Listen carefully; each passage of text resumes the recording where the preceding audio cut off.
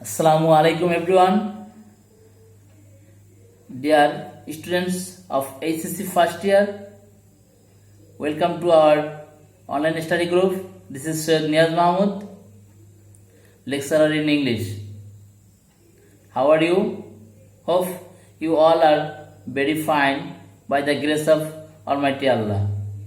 I am here before you to take online class. Before starting my class, I would like to explain marks distribution of English second paper. You all know there are 12 items in your syllabus. First, article. Second, preposition. Then number 3, phrase words. Number 4, completing sentence. Number 5, right form of verbs. Number 6, transformation. Number 7, narration. Number 8, pronoun, reference. Number 9, modifier. Number 10, sentence connector. Number 11, synonym and antonym. Number 12, punctuation. Dear students,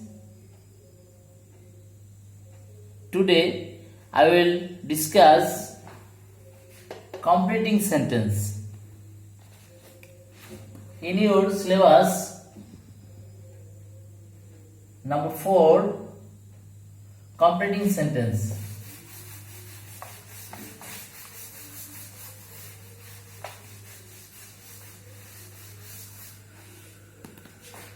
Dear students of HSC first year, আজকে আমরা completing sentence নিয়ে আলোচনা করব। Completing sentence তোমরা সবাই জানো, একটা অংশ কোশ্চেনে দেওয়া থাকবে, এটা ইনকমপ্লিট থাকবে। গ্রামারের রুল এবং মিনিং অনুযায়ী আমাদের সেন্টেন্সটা কমপ্লিট করতে হবে। তো সেক্ষেত্রে আমাদের কিছু নিয়ম অনুসরণ করতে হয়। সেই নিয়মগুলোর থেকে আমি আমার আজকের ক্লাসে কয়েকটি আলোচনা করব। প্রথমে আমরা আলোচনা করব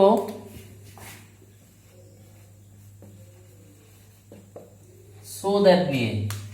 সো দ্যাট অর্থ কি? আমরা জানি সো দ্যাট অর্থ যাতে। যাতে কোন সেন্টেন্সে যদি সো দ্যাট থাকে এবং তার প্রথম অংশ যদি প্রেজেন্ট টেন্স থাকে, তাহলে পরের অংশে সাবজেক্টের পরে আমরা ক্যান অথবা মে বসাবো।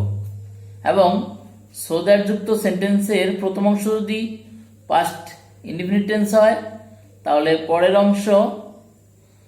অংশে সাবজেক্টের পরে কুড অথবা মাইট বসাবো। আমি আবার বলতেছি, সো দ্যাট যুক্ত সেন্টেন্সের প্রথম অংশ যদি প্রেজেন্ট টেন্স হয়, তাহলে আমরা পরের অংশে সাবজেক্টের পরে ক্যান অথবা মে বসাবো। আবার সো দ্যাট যুক্ত সেন্টেন্সের প্রথম অংশ যদি পাস্ট টেন্স হয়, তাহলে আমরা পরের অংশে সাবজেক্টের পরে কুড অথবা মাইট বসাবো। আমি একটি এক্সাম্পল দিয়ে দেখাচ্ছি, খেয়াল করে দেখো।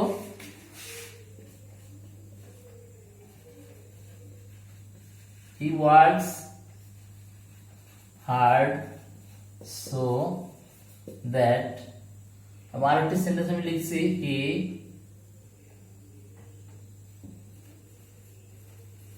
read more so that। তাহলে খেয়াল করে দেখো, এখানে এই সেন্টেন্সটি প্রেজেন্ট ইনডিফিনিট টেন্স এবং এই সেন্টেন্সটি পাস্ট ইনডিফিনিট টেন্স। তাহলে আমরা আগেই বলেছিলাম, যদি সো দ্যাট যুক্ত সেন্টেন্সের প্রথম অংশ প্রেজেন্ট টেন্স হয়, তাহলে পরের অংশে সাবজেক্টের পরে ক্যান অথবা মে। আবার সো দ্যাট যুক্ত সেন্টেন্সের প্রথম অংশ যদি পাস্ট ইনডিফিনিট টেন্স হয়, তাহলে পরের অংশে সাবজেক্টের পরে কুড অথবা মাইট বসে। তাহলে যেহেতু প্রথম সেন্টেন্সটি আমাদের প্রেজেন্ট টেন্সে আছে, তাহলে পরের অংশে সাবজেক্ট হি বসালাম এবং তারপরে আমরা কি ক্যান বসালাম। যেহেতু প্রেজেন্ট টেন্স ক্যান বসালাম, তাহলে he works hard so that আমরা কি বলতে পারি, he can prosper in life. এবং পরের অংশটি তোমরা আন্ডারলাইন করে দিবে। এবং দ্বিতীয় সেন্টেন্সে ছিল কি যে he read more so that, তাহলে আমরা পরে আসলে সাবজেক্ট দিলাম হি, যেহেতু এখানে হি আছে আমরা পরে হি ব্যবহার করলাম এবং পাস্ট টেন্স আছে সেই অনুযায়ী আমরা সাবজেক্টের পরে কি দেব, কুড দেব। তাহলে এখানে কি ছিল যে he read more so that he could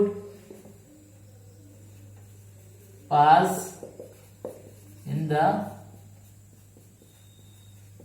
exam.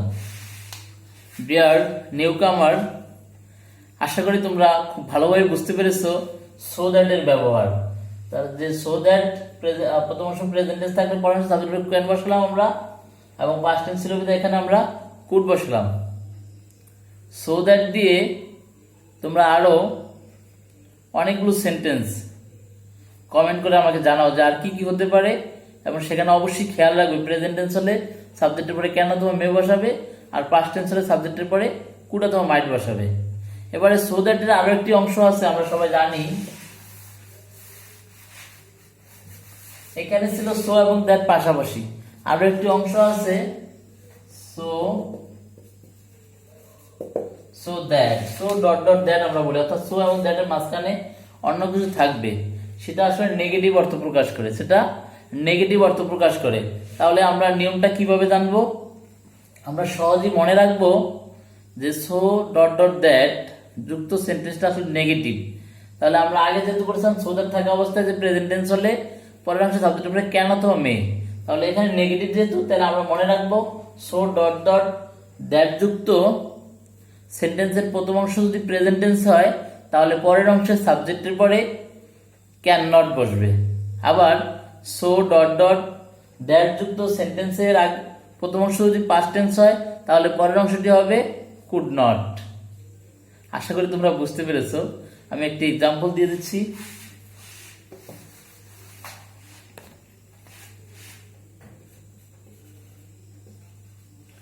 The man is so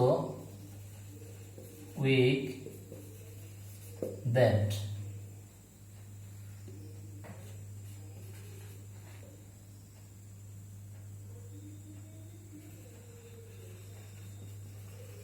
the weather was so cold that, তাহলে ডিয়ার স্টুডেন্টস খেয়াল করে দেখো এখানে এই সো এবং এই দ্যাট এই মাঝখানে অন্য একটি ওয়ার্ডের জন্য আমরা বলেছিলাম সো ডট ডট দ্যাট, এখানে একইভাবে সো এই এরপরে দ্যাট। তাহলে এখানে সো দ্যাটের আগে ইজ আছে তার মানে প্রেজেন্ট টেন্স, এবং এখানে সো ডট ডট দ্যাট এবং শুরুতে আছে ওয়াজ তার মানে এটা পাস্ট টেন্স। তাহলে আমরা আগে শিখেছিলাম যে সো ডট ডট দ্যাট যুক্ত সেন্টেন্স যদি প্রথম অংশ প্রেজেন্ট টেন্স হয় তাহলে পরের অংশ তাদের কি হবে, ক্যান নট হবে। তাহলে the man is so weak that, তাহলে এখানে সাবজেক্ট কি দ্য ম্যান, এর প্রনাউন কি হি বসালাম, তাহলে হি ক্যান নট